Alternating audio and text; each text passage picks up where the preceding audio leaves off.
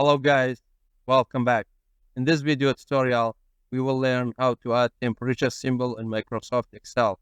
Let us begin. We can add temperature sign to both text and number. Click on the cell that you want to add the sign.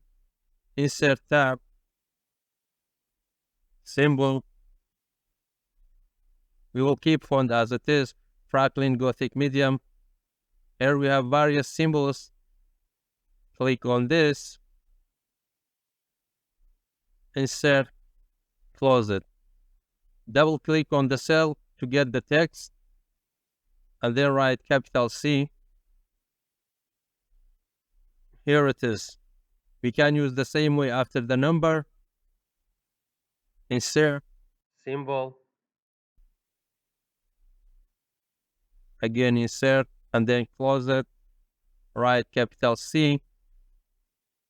Okay, we have done. Thanks for watching. I hope you found this video to be helpful. For more daily tips and tricks, subscribe us and don't forget to like the video.